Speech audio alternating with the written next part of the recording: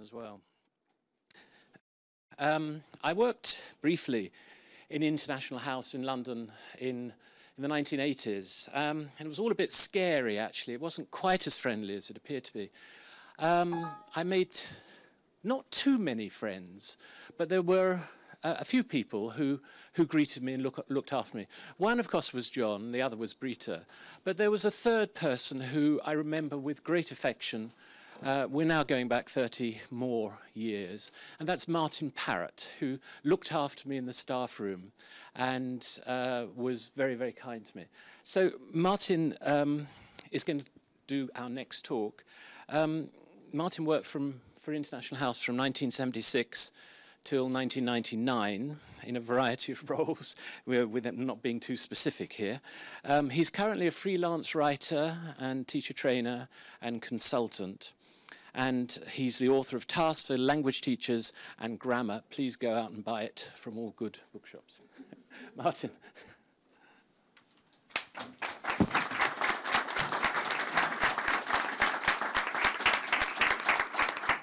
Thank you very much. And as somebody has already said, nobody ever leaves International House. I've always thought of myself as belonging to International House, and I do belong, and I still work for International House, and will be doing so next week. When I was asked if can I just check? Can you hear me at the back? Yeah. If you can't, or if I'm too loud, kind of wave or something. When I was asked if I would take part in today's event, I said yes right away, without really knowing what was involved. And then I looked to see what was involved, and it was to be anecdotal. So I thought about what I would talk about, and then later there was some real thinking went on in International House, and somebody got back to me and said, well, it can be anecdotal, but it has to be professional as well. So you will never find out why I was wearing John Haycraft's underpants. Although Brita may remember why, in Tbilisi, or why I was wearing the most extraordinary pair of underpants which existed in the then Soviet Union. So the stories I could tell you have disappeared because I'm going to be professional. And I'm going to pick out 5 examples of things I learned from John. Now, this is very sincere. I put into practice things in my working life and in my non-working life, and I'm sure this is true of everybody. And I remember where I got it from. So I do something, and then often actually, my mother, who died 35 years ago, I hear her voice kind of. But I often do things, and I think, yeah, that was John that I got that from. And I'm just going to talk about 5 things that I've learnt from my experience of working with John. I'm going to begin. This is lesson. Let's see if I can make this work. Yes, lesson 1. I don't really, in a way, I never belonged in International House. I've never done an International House course. And in 1976, the long, hot summer of 1976, I had already been teaching for over a year. I began teaching English as a foreign language in the best way that you can begin, which is with no training whatsoever. And then I did some training. I did what is now the Delta. And I wanted to work in Rome or in Paris. And I saw an advertisement, and I came along to 40 Shaftesbury Avenue for an interview for a job in Rome and Paris. And they seemed to like me, and they said, but you will need to do this 4-week course. And then they told me how much it cost.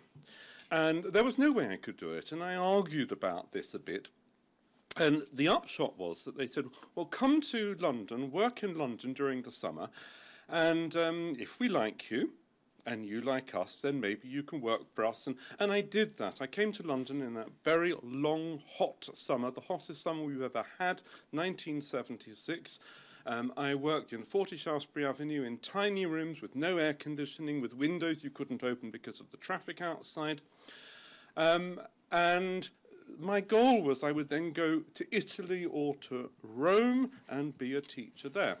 Well, I'd been in International House London for a few weeks, and I was asked to go to John's office. Now, I have to say that John, as other people have said, John was around.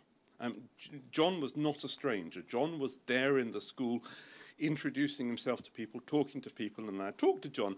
But I was asked to go to John's office, and he said, after a minute or two, this Rome, Paris thing, you don't want to go there. You want to go to, as John called it, Rabat.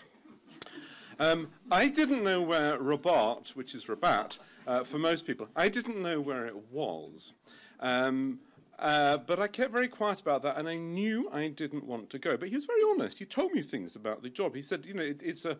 well, I'll tell you some things about the job. It was Director of Studies in a school where the owner didn't speak English and didn't know anything about teaching English. It was a school which hadn't had a Director of Studies for some time and had lost most of its teachers and nearly all of its students. And there were no flights there. And I probably said no, but I can't remember. I certainly didn't say yes. And then I was called back the following day. And in no time at all, the spirit of adventure had infected me. And it was one of the many kind of very naive and foolhardy things I've done in my life, all of which have turned out well. But off I went with my 15 kilos of luggage to Morocco, which is where Rabat is, to do this kind of awful job.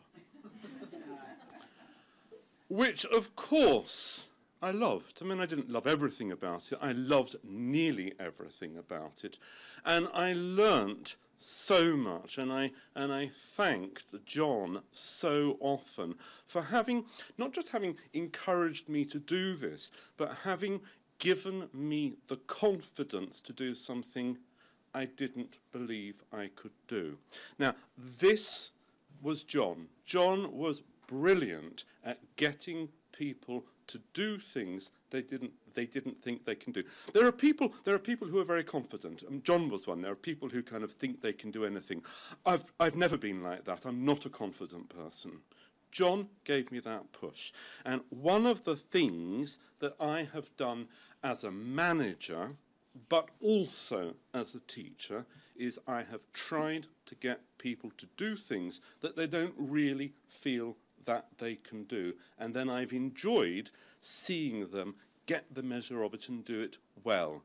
And that's because John did it to me. And often, I think, when somebody says to me, for example, you know, thank you for encouraging me to do that, I think, that's John. So lesson 1, encourage people to take advantage of opportunities they feel they are not ready for. Lesson 2. I was used to teaching classes for 15 hours a week. I taught, before I came to International House, I had a class in the morning, 3 hours in the morning, 3 hours in the afternoon. International House was confusing. It wasn't like that. I had a class for an hour, then another class for an hour in the afternoon, then I had a class for 2 hours in the afternoon, and then I worked some evenings. And it didn't go terribly well. And I had one class in particular where I felt the students were unhappy, and I lost sleep about this. I worried about it, and I tried everything I could, and I knew it wasn't going well. I'm sure I spoke to my Director of Studies, who I'm sure helped me, but it was John in the bar, because we had a bar in International House in those days. It was John in the bar who came up to me one evening and said, "How's it going?" John never asked anybody anything without wanting to know the answer. And John was interested in people. And John said, "How is it going?" And I told him that it was going really badly. And John said, "Well, obvious what you should do. Take them to the pub." Now, I knew that the problem was me. that it was, I hadn't worked out how I should do it properly, and take them to the pub was ridiculous. So I kind of said, yes, John, yeah, you're fine. And then went home and lost another night's sleep worrying about my class. And then the next day, John said, well, how did it go at the pub? And I said, well, actually, I haven't taken them to the pub yet. Well, take them to the pub. Take them tonight, he said. So I took my students to the pub. I kind of suggested we go to the pub. Stupid idea. It was not where the problem was. It wasn't going to help anything. It was going to make things worse. I took them to the pub. It was one of those classes, and I still have them, classes which I feel nervous about going into. You kind of dread the lesson and the beginning of the lesson. I went in, and it was different. The students seemed to be getting on with each other better. They were more responsive to me, and at the end of the lesson, I bumped into John. Actually, at the end of the lesson, I went to the bar. So I bumped into John, and John said, so did you take them to the pub? And I said, yes. And he said, well, how was the lesson? Well, actually, John, it's the first lesson I've had where things went quite well. And after that, things went better. Now, the lesson I learned from John is not take your students to the pub. And for the last 15 years, I've been teaching 11 to 18-year-olds, so it wouldn't really be the solution to many problems. But accept help and try unlikely measures to solve problems. If John hadn't been so insistent, I would have just listened to his advice and then ignored it. But he made me take advice that I thought was bad advice, and it was good advice. And what I have learned from this, and I try to remind myself of this when I get stuck, is ask people for advice and don't discount it, take it. And I suppose the other thing is my instinct is to think if I've got a problem, it's my responsibility. It's very narcissistic behaviour. I think it's my responsibility and I have to sort it out.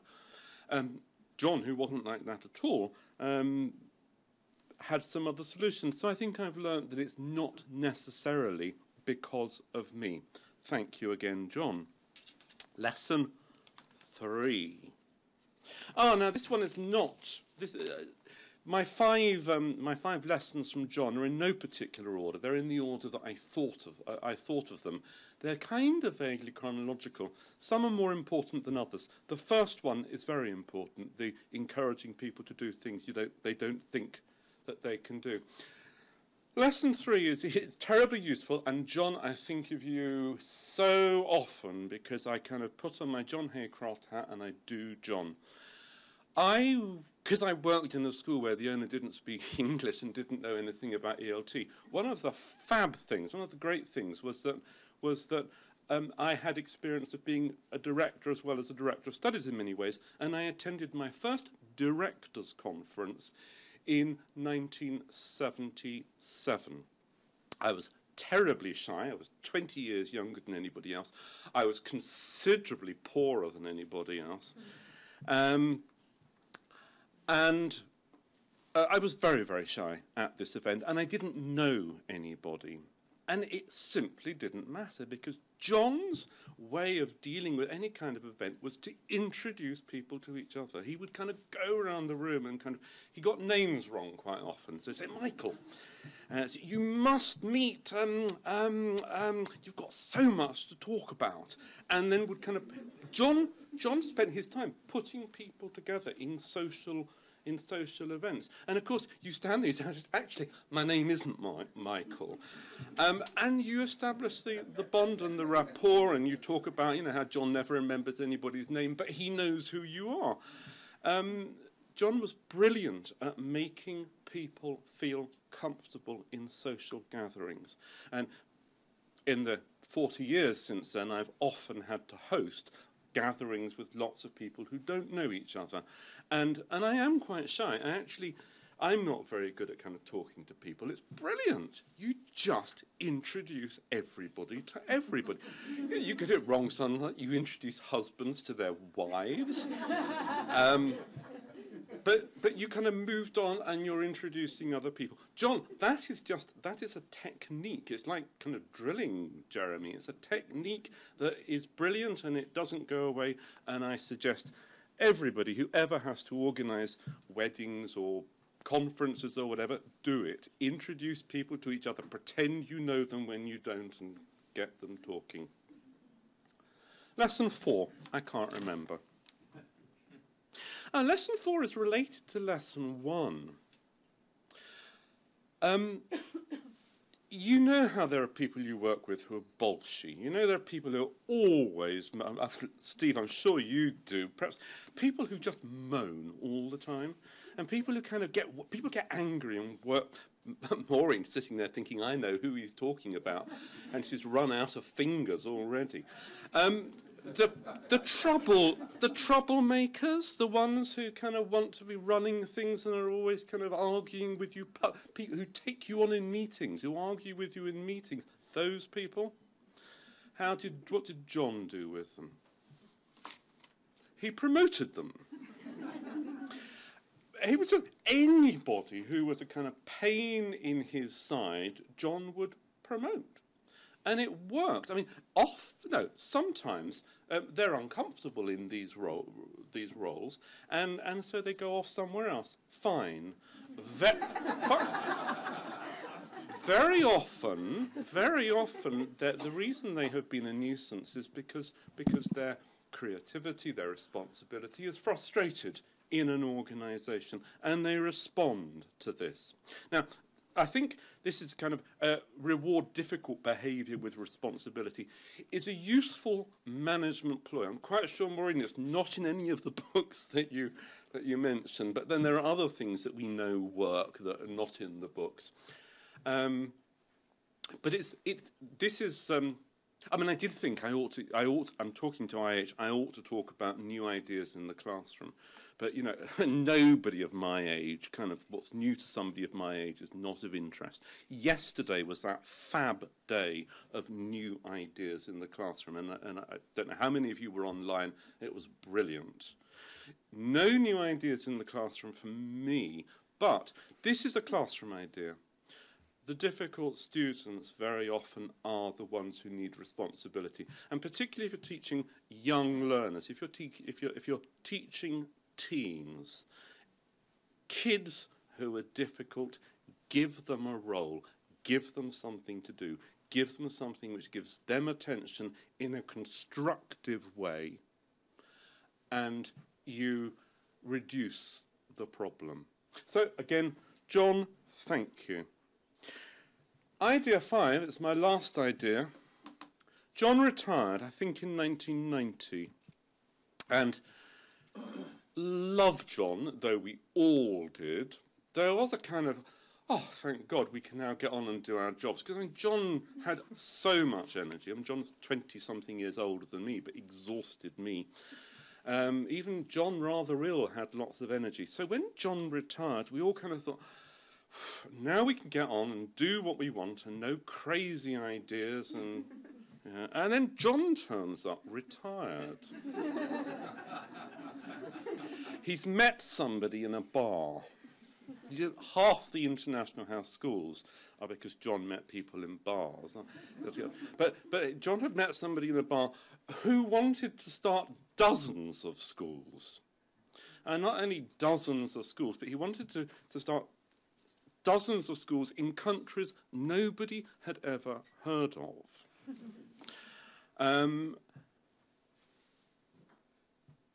And John, I was at that time responsible for teacher training, not only for the London School, but for the World Organisation. And so all of this was going to land on me. I was going to be the person who kind of had to deal with it.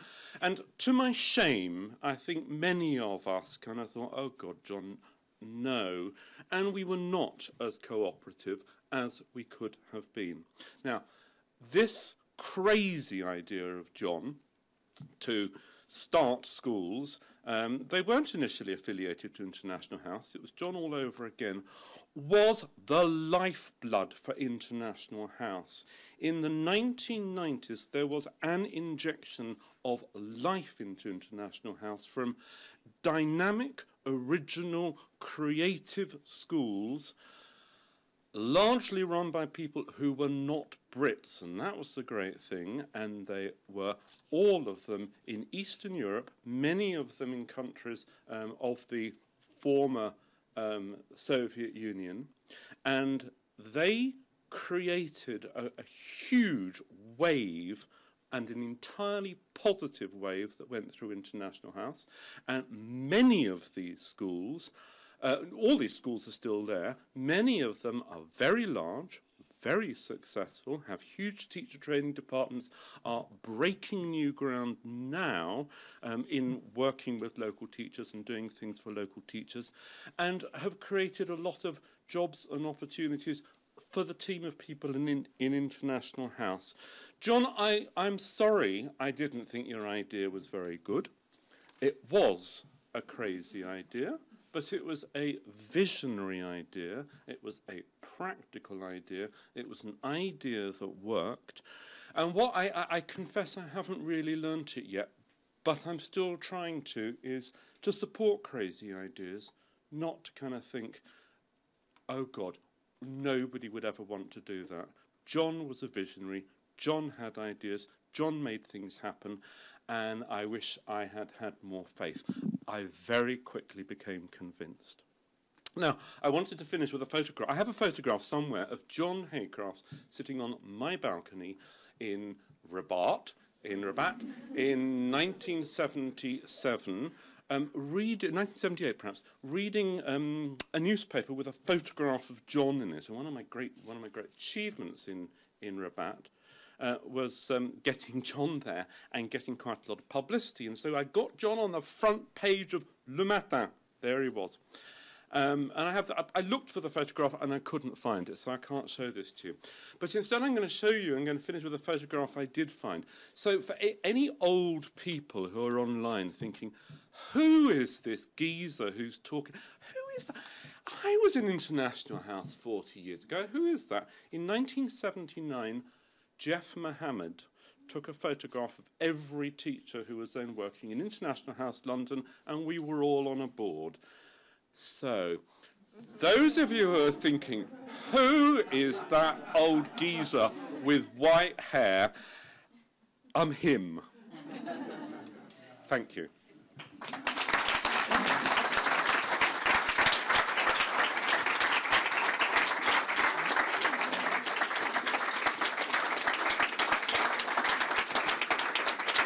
Thank you, Martin. Thank you very much for that inspiring talk of all the lessons you've learnt. I'm sure many of us will learn from